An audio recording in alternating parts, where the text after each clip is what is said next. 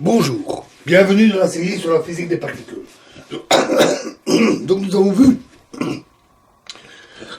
qu'on obtenait une relation un peu compliquée pour la commutation dans la fin de la dernière vidéo.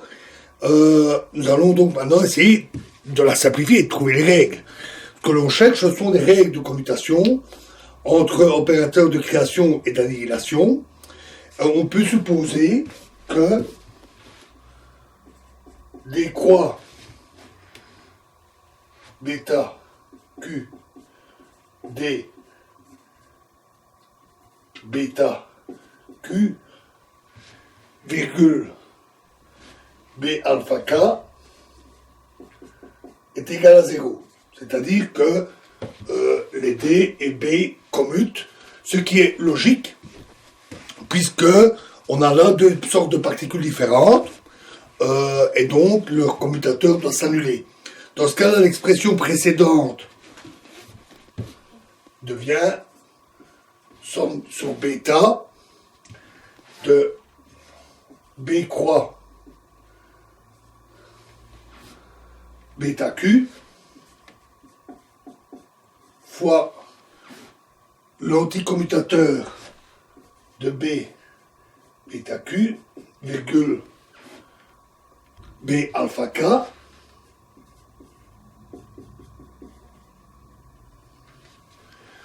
moins l'anticommutateur de B bêta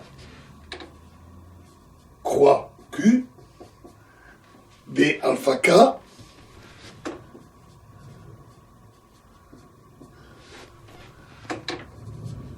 fois B bêta Q.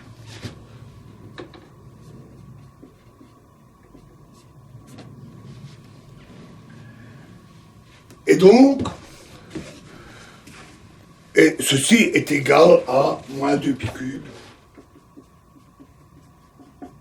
ce que nous avions vu, moins 2 pi cube K0 sur M, delta K moins Q,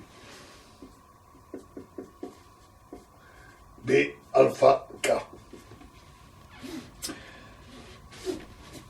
Alors, donc on est naturellement conduit à supposer que la règle de commutation concerne les anticommutateurs. Celui-ci devant s'annuler, celui-là devant donner la règle de anticommutation ici.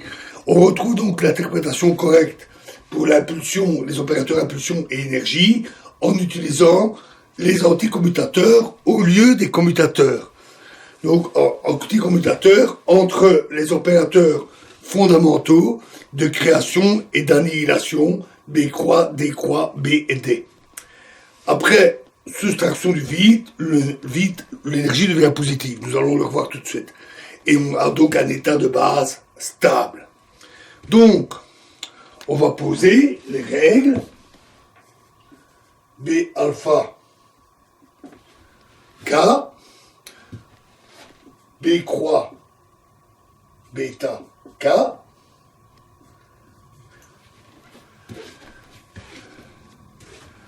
pardon, bêta Q, B croix bêta Q, l'anticommutateur est égal à 2 pi cube,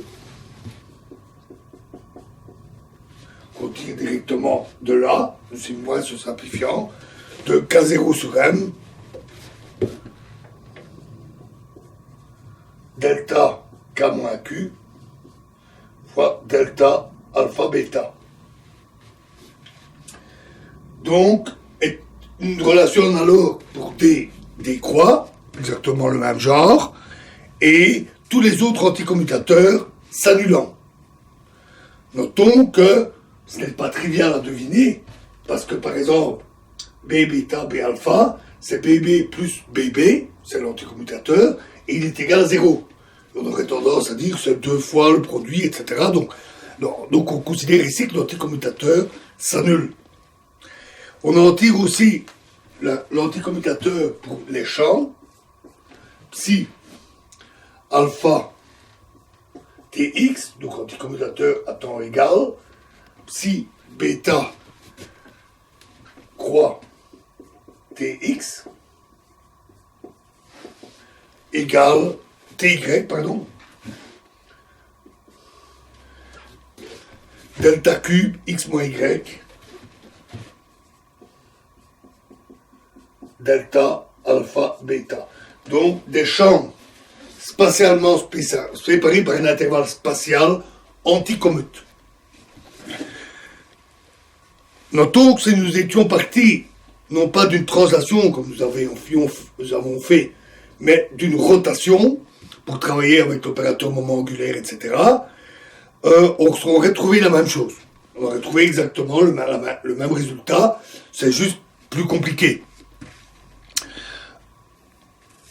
Alors, on généralise ainsi l'ordre normal au champ de Fermi en faisant attention aux signes. Parce qu'ici, on a une anticommutation. Et donc, quand on a des opérateurs qui anticommutent et qu'on les inverse, on doit avoir un changement de signe. Ainsi, l'opérateur P mu devient l'intégrale de d cube k sur 2pi cube fois m sur k0 fois k mu fois somme sur alpha de l'ordre normal b croix alpha de k bien sûr b alpha moins d alpha d croix alpha. Et faisant l'ordre normal, on permute ces deux-là, et cela donne donc b croix alpha, b alpha, plus le changement de signe, d croix alpha, d alpha.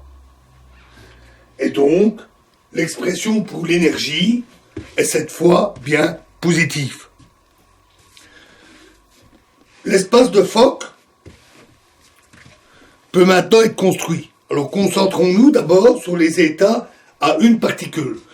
Rappelons-nous qu'on doit disperser les états avec une fonction de carré intégrable, etc. Ceci est sous-entendu ici. Ça ne fait qu'alourdir les notations sans rien changer. Donc pour une impulsion donnée, on a une quadruple dégénérescence.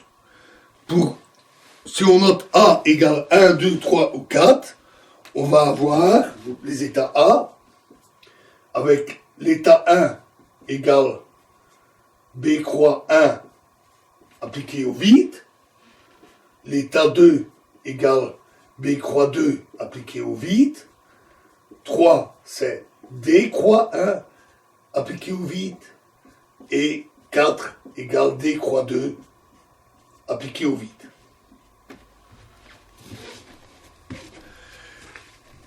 Et bien sûr, P mu A est égal à K mu A.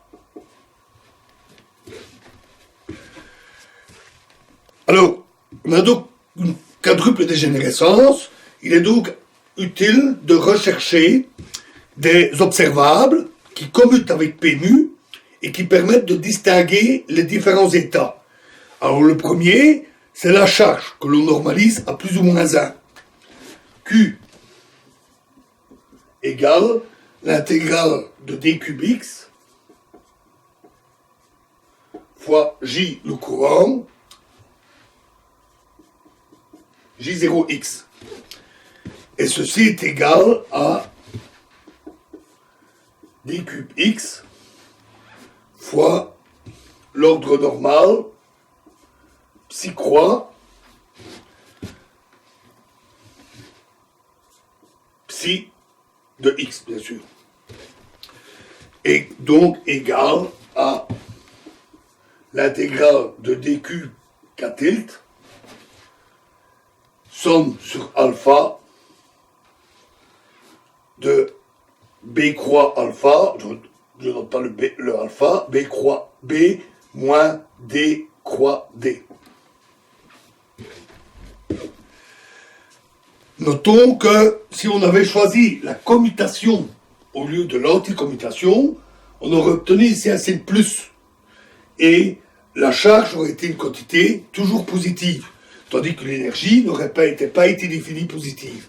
Enfin, en choisissant l'anticommutation, l'énergie est définie positive, avec un état de base d'énergie nulle pour l'ordre normal, donc un état de base stable, et la charge, elle, devient indéfinie, elle dépend du nombre de particules B et D. Avec dk tilde, dans le cas des champs de Fermi, qui est noté d cube k sur 2pi cube fois m sur k0. Dans le cas des champs de boson, nous avions m sur k0. Nous avions 2k0 au lieu de m sur k0.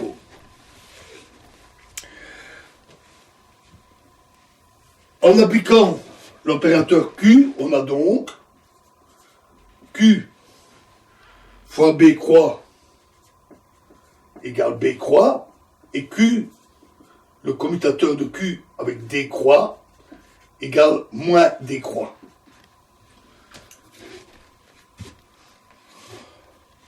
Et le vide ayant une charge nulle, on a Q A est égal à plus A quand A est égal à 1 ou 2, et moins A quand A égale 3 ou 4.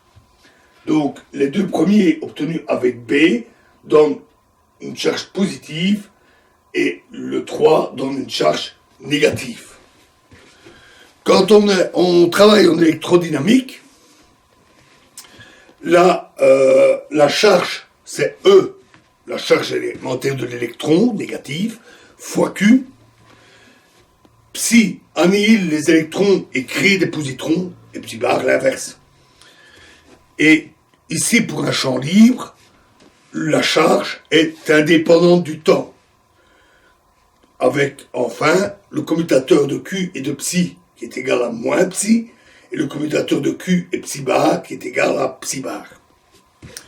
Alors, il nous reste une dégénérescence, 1, 2 et 3, 4, qui dépendent de la polarisation, et donc, il reste à traiter le cas du spin, que nous verrons dans la prochaine vidéo. Je vous remercie.